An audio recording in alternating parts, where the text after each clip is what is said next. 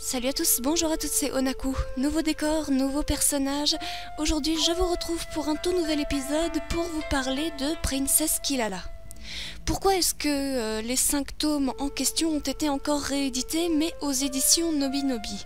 Après d'avoir mené une petite enquête, il s'avère que Princess Kilala est de retour cet été au Japon.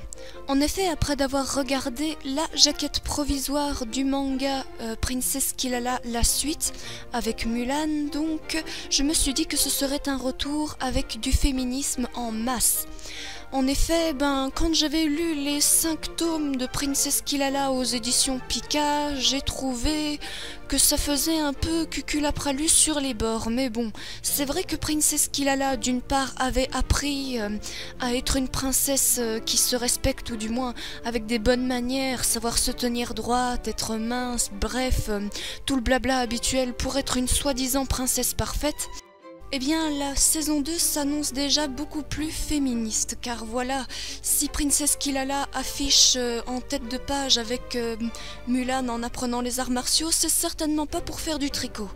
Alors voilà, disons que d'après ma théorie, c'est pas spécialement exhaustif, mais je dirais que voilà, son petit ami, le prince Ray, donc j'imagine qu'il a été forcément enlevé par une autre association similaire à l'association auquel Kilala avait affronté durant la saison 1, donc voilà, et qu'elle va devoir apprendre à se battre pour pouvoir lutter contre ces forces du mal qui sont apparemment plus puissantes que la dernière saison. Donc oui, j'imagine que c'est plus ou moins similaire au scénario de Kingdom Hearts, lorsque Sora voulait délivrer son meilleur ami Riku de l'Organisation 13, bien que Riku avait rejoint l'Organisation 13 presque de son plein gré, ou du moins les ténèbres, pour pouvoir plaire à Kairi. Eh bien cette fois, j'imagine que Kilala va être confrontée à un problème de taille pour récupérer son cher et tendre prince Ray, donc voilà.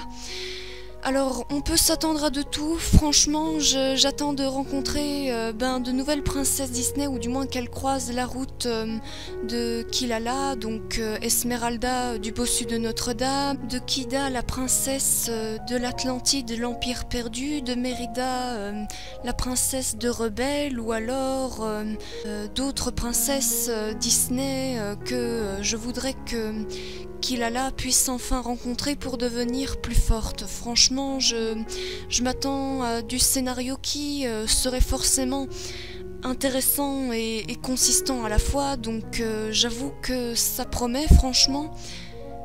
Bref, mais vous, quelles seraient vos attentes dans le manga Princess Kilala? N'hésitez pas à me faire part de vos théories ou divers scénarios possibles en commentaire. Moi je vous dis à très bientôt pour de prochaines vidéos, donc n'hésitez pas à vous abonner à ma chaîne YouTube, à mettre un pouce bleu, un commentaire, ce serait sympa.